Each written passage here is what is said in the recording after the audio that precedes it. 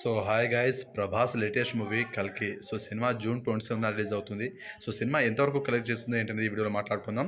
Baahubali 2 cinema 1800 కోట్లకు పైగా collect చేసింది.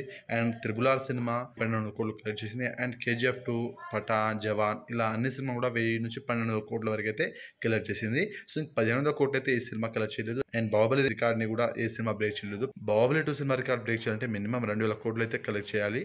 కానీ 1200 కోట్ల వరకు అయితే కలెక్ట్ చేసి బ్లాక్ బస్టర్ హిట్స్ అయినాయి ఈ సినిమాలు.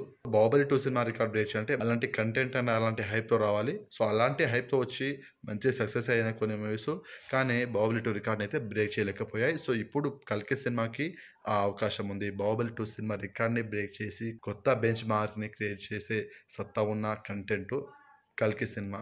హాలీవుడ్ రేంజ్లో అంటే మనం హాలీవుడ్లో కూడా చూడనటువంటి విజువల్స్ కానీ అండ్ యాక్షన్ సీక్వెన్స్ కానీ మనకు ట్రైలర్లో కనిపిస్తుంది. సో చూడాలి మరి.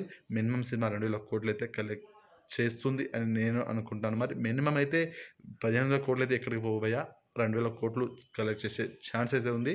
సో మీరేమనుకుంటారో కామెంట్ చేయండి. వీడియో నచ్చితే లైక్ చేయండి, షేర్ చేయండి అండ్ సబ్స్క్రైబ్ చేసుకోండి.